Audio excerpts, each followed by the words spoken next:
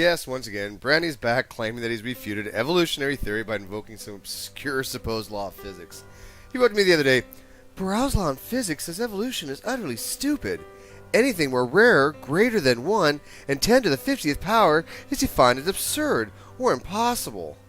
Now, there's just so many things wrong with that statement, just on its face value, such as making a claim there's some direct law in physics that says, quote, evolution is utterly stupid. But I'm going to chalk that one up just to hyperbole and take it to mean that if this supposed law existed, that evolutionary theory would be falsified.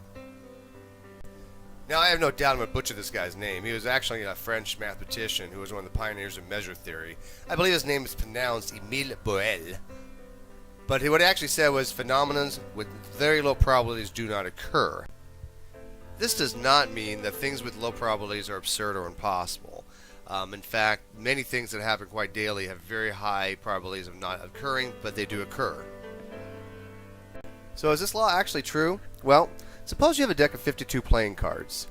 Now, shuffle them up and spread them face up on the table. The odds of those cards being arranged they are on the table are exactly 1 in 52 factorial, or in other words, 1 in 8.0 times 10 raised to the 67th power. Now, to put that in perspective, it's actually 1 in this number, which I'm not going to attempt to read off, but if you wish to try, be my guest. In other words, there really isn't such a law. It's just a simple rule of thumb to go by when using basic statistics. Let's list each of the mistakes found in a single creationist claim. He misspells a mathematician's name. Now, I'm not the greatest speller in the world, but if you're going to use somebody's name to say you falsified the theory of evolution, you should at least learn how to spell it correctly. He refers to this as a law in physics. It's actually, if anything, it would be a law in mathematics or statistics. Brandy says 1 and 10 to the 50th power when he actually means 1 in 10 to the 50th power, which is a quote from Carl Crawford, who said, any odds beyond 1 in 10 raised to the 50th have a 0 probability of ever happening, which of course isn't true. Brandy asserts this as a real law when it isn't a real law. It's only a rule of thumb.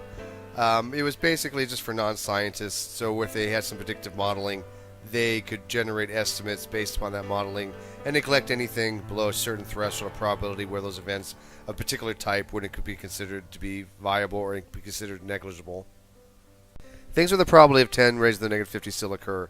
Things can happen all around us every day that have a very low probability of occurring, but they do happen. They happen quite frequently, in fact.